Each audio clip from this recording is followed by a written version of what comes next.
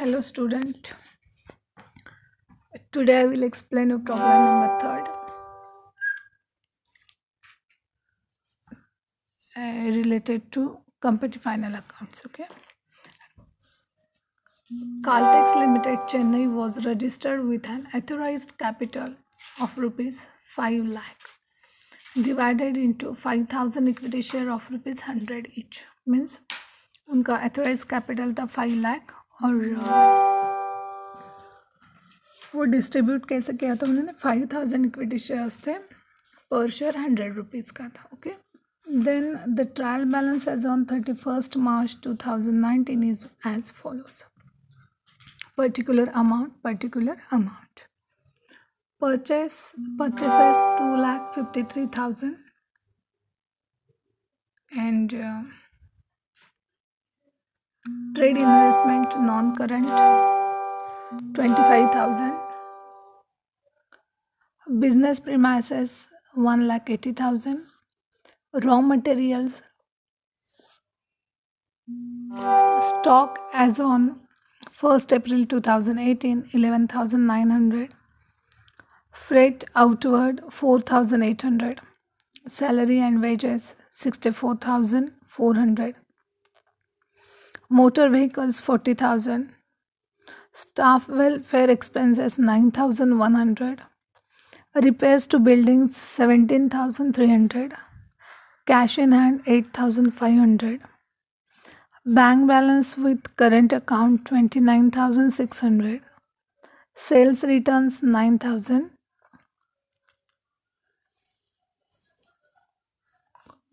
trade receivables current 1,80,000, freight inward 5,100, bills receivable 30,300, furniture and fixtures 50,000, contribution to pension fund 2,000, bad debts 3,100, power and fuel 9,300, goodwill 40,000, insurance 13,100, plant 2 lakh, rent and taxes 8,000, preliminary expenses 6,000, interest receivable on investment 500, sales 5,09,000, profit and loss account balance on 1st April 2018 35,000, deposit with public unsecured 14,700, interest on trade investments 2,500, unclaimed dividend 3,300, trade payables 1,04,000, share capital 3,50,000, acceptances 18,900, rent payable 8,000, 8% debentures 50,000, pension fund 13,000, dividend equalization fund 25,000, provision for employee benefit 6,500, purchase return 13,000, sundry income received in advance 300, capital reserve 7,500, other operating revenue 10,000, debenture redemption reserve 11,000, miscellaneous income received 2,700, bank overdraft 14,600 and bank interest 1,000. Trial balance total 12 lakh. And the additional information is, first point, stock of raw material as on 31st March 2019 amounted to rupees 17,000. Interest on 8% debenture is outstanding for the year 18-19. Provide depreciation at the rate 5% per annum on business premises and motor vehicle as per straight line method. Next adjustment है Provision for bad and doubtful debts is to be made at 5% on trade receivable. Next, the director proposed a dividend of 8% on equity share capital. Next, provide rupees 15,100 for taxation. Preliminary expenses are to be written off completely as per Accounting Standard 26.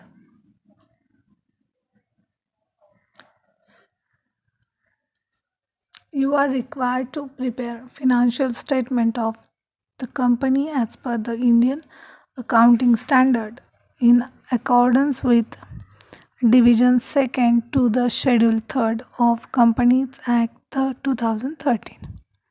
Okay, तो ये हो गया हमारा problem. इसमें 7 हमें additional information मतलब adjustment बताई हुई है. तो जब भी हम प्रॉब्लम सॉल्व करने के लिए स्टार्ट करेंगे दैट टाइम हम क्या करेंगे, जिसके ऊपर एडजस्टमेंट है उसे टिक आउट करके लेंगे. उसके बाद हम फॉर्मेट बनाएंगे. अब हमें क्या करना है, फिनेंशियल स्टेटमेंट बनाना है, मतलब बैलेंस शीट प्रिपेयर करनी है. ओके, जो भी हमें प्रिपेयर करना है, मतलब प्रॉफिट एंड लॉस हो या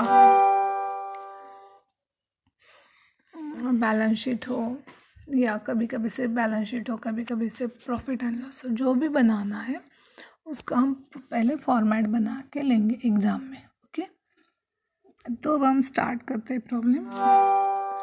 इन the books of Caltex limited Chennai balance sheet as on 31 March 2019. आप ब्रैकेट में लिख सकते हो in vertical form as prescribed under division 2nd to the schedule 3 of companies act 2013. अगर नहीं लिखा तो भी चलेगा. अगर लिखते तो सही से शेड्यूल और डिवीजन लिखो, अगर ध्यान में नहीं आता है तो छोड़ दो, कोई प्रॉब्लम नहीं. फिर फॉर्मेट होगा रेफरेंस नंबर एंड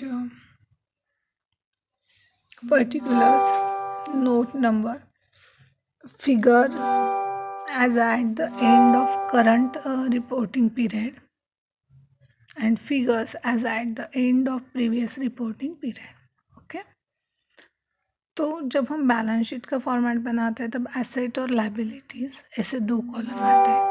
अब एसेट के अंडर क्या आएगा, non current asset, non current asset and current asset. Okay, तो नॉन करंट एसेट में क्या क्या आएगा, property plant and equipment, capital work in progress, investment property, goodwill, other intangible assets, intangible assets under development.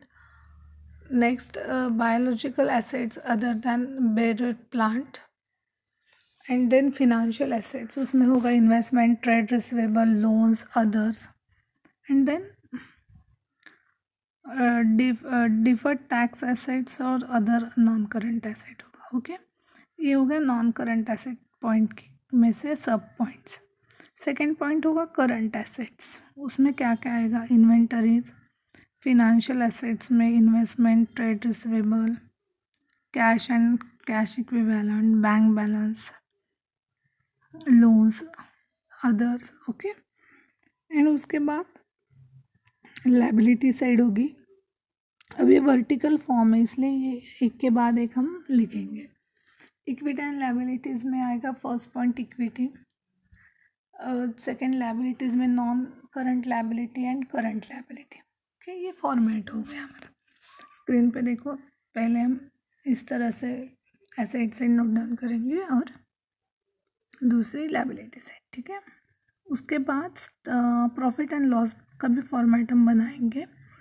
Statement of profit and loss for the year ended 31 March 2019 in vertical form as a prescribed under division 2nd to the schedule 3 of Company Act 2013.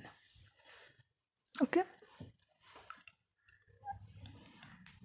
अब जब हम profit and loss का format बनाते हैं तब हम क्या करेंगे, first revenue from operation, other income, total income मतलब revenue from operation plus other income होगा।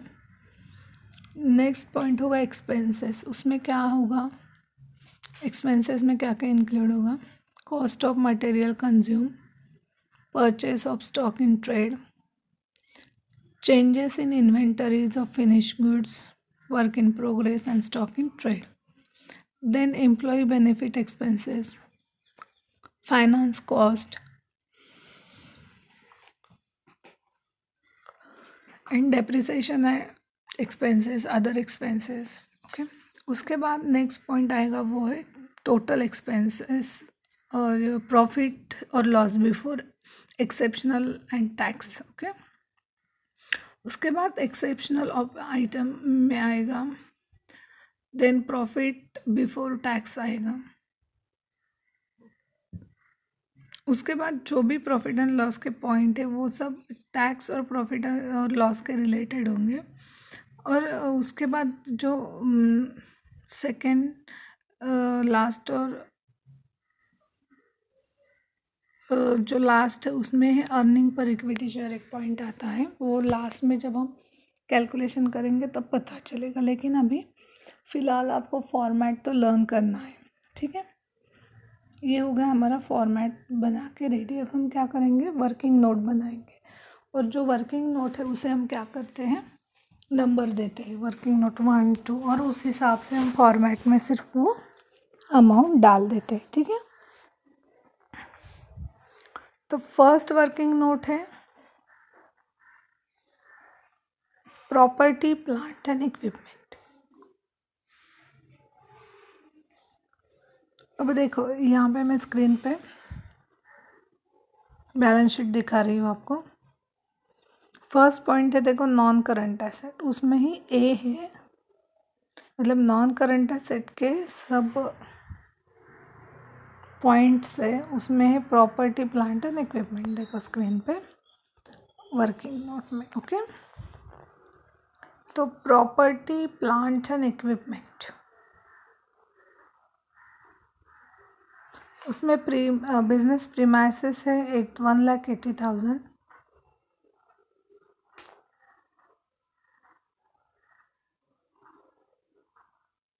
Business premises 1,80,000 less depreciation at the rate 5% per annum as per SLM 9,000।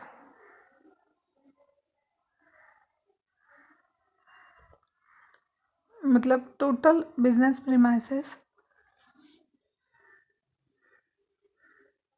1,71,000। Okay, उसके बाद मोटर व्हीकल है 40,000, उसके ऊपर डेप्रिसिएशन था 5% पर एनम, मतलब 2,000 less हो गए और मोटर व्हीकल होगी 38। उसके बाद furniture and fixtures 50,000, plant 2 lakh and total जो है प्रॉपर्टी प्लांट एंड इक्विपमेंट की वो है 4,59,000। कितनी है, 4,59,000। समझ में आ गया। जो प्रॉपर्टी प्लांट एंड इक्विपमेंट का पॉइंट है उसमें क्या क्या आएंगे हमारे, सब प्रॉपर्टी जो है मतलब प्लांट, बिल्डिंग, लैंड वगैरह, और प्लांट एंड इक्विपमेंट में उससे रिलेटेड फर्नीचर एंड पिक्चर्स होगा, प्लांट होगा। ओके, ये सब पॉइंट हम यहाँ पे कवर कर लेंगे। नेक्स्ट शेड्यूल है गुडविल। एज इट इज़ लिखेंगे हम, गुडविल कितना है 40,000। अगर गुडविल यूज़ करके कुछ काम किया है तो वो मतलब गुडविल क्या होता है, एज अ कंपनी का रेपुटेशन का होता है, ठीक है। मतलब गुडविल हम देख नहीं सकते लेकिन फील कर सकते हैं। मतलब कैसे, अगर कोई कंपनी है तो उसकी हम बोलते हैं ना रेपुटेशन बहुत अच्छी है मार्केट में। मतलब फॉर एग्ज़ाम्पल नाउअडेज रिलायंस जो है, वो बहुत अच्छी तरह मतलब अच्छे अच्छे तरीके से वो चल रहा है। ओके, तो रिलायंस में अगर हमें कुछ शेयर इन्वेस्ट करने हैं या कुछ म्यूचुअल फंड उससे रिलेटेड हमें इन्वेस्टमेंट करनी है, तो हम क्या करेंगे, पहले अगर हमने रिलायंस चूज़ किया तो वो जो नाम है रिलायंस, किस वजह से हमने वो ज्वाइन किया, तो वो नाम है रिलायंस, मतलब उसका कुछ तो रेपुटेशन है मार्केट में, उसे हम क्या बोलते हैं, गुडविल। या फिर सिंपल से हम बोलते हैं इसका गुडविल अच्छा है मार्केट में, मतलब क्या कि आपका जो रेपुटेशन है वो बहुत अच्छा होता है गुडविल में। इंटेंजिबल एसेट होती है गुडविल, इंटेंजिबल एसेट होती है। Okay, then investment non current है, total 25,000। Then other current asset में preliminary expenses 6,000 and less preliminary expenses written off 6,000। अब मैंने बताया था जैसे कि आप टिक आउट करके रखना अगर कुछ एडजस्टमेंट है तो ठीक है। अब हम क्या करेंगे, फिर से मतलब जो नॉन करंट एसेट है उसमें हम प्रिलिमिनरी एक्सपेंसेस लेंगे, वो है 6,000। ओके, तो हम देखते हैं अगर एडजस्टमेंट कुछ है तो।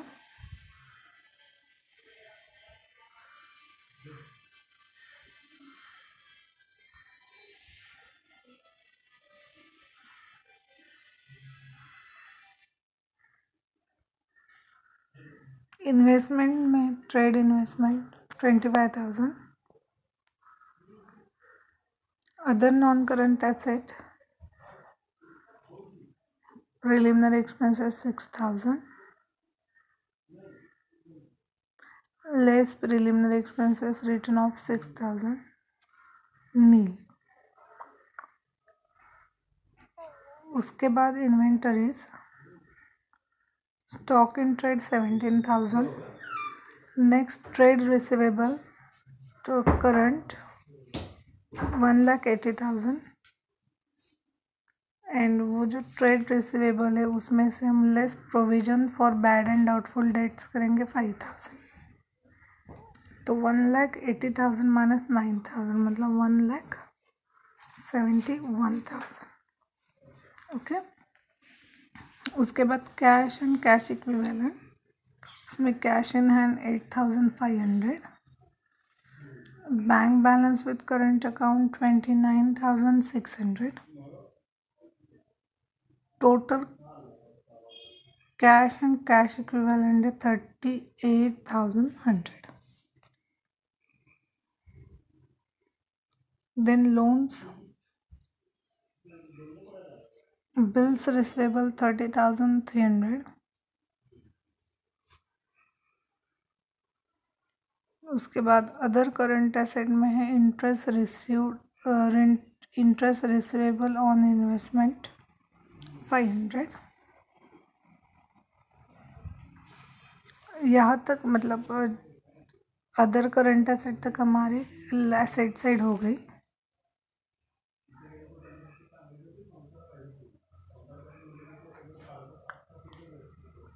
अब उसके बाद हम लायबिलिटी साइड लेंगे, उसमें इक्विटी शेयर कैपिटल में फर्स्ट एथोराइज कैपिटल, मैंने लास्ट लेक्चर को भी बताया था लास्ट टू लास्ट कि एथोराइज कैपिटल कभी भी टोटल में नहीं लेते हैं। एथोराइज कैपिटल जो है वो कभी भी टोटल में नहीं लेते हैं, मतलब एथोराइज कैपिटल के नीचे डबल अंडरलाइन करते हैं हम। जैसे कोई भी पॉइंट होता है, मतलब फिल इन द ब्लैंक्स या कुछ, तो हम वो आंसर को डबल अंडरलाइन करते हैं, वैसे एथोराइज कैपिटल को भी करना ताकि वो हम टोटल में इंक्लूड नहीं कर सके। ठीक है। उसके बाद issued and subscribed capital 3000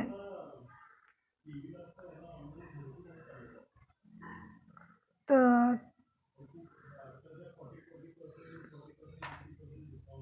issued and subscribe capital जो है उसमें 3500 equity share of 100 each fully called up and paid up 3,50,000. Then other equity में है profit and loss account surplus 1,07,000. Then profit and loss account balance on 1st April 2018 35,000 है. Okay, I think next lecture को मैं ये जो other equity है मतलब profit and loss का जो है पॉइंट उसमें क्या ऐड करना है क्या नहीं, लास्ट ईयर का जो भी स्टेटमेंट है वो कैसे लेना है वो सब नेक्स्ट लेक्चर को एक्सप्लेन करती हूँ. अभी फ़िलहाल हमने एसेट साइड देख ली टोटल. ओके, एसेट साइड जब हमने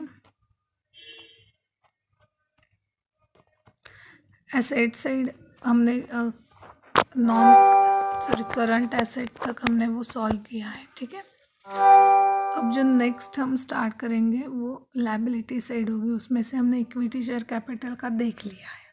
ठीक है, तो आगे का हम नेक्स्ट लेक्चर को लेते हैं, मतलब ताकि आपको जो अदर इक्विटी का पॉइंट है वो अच्छे से समझ में आ जाए इसलिए. ओके, ठीक है, तो नेक्स्ट लेक्चर हम स्टार्ट करते हैं.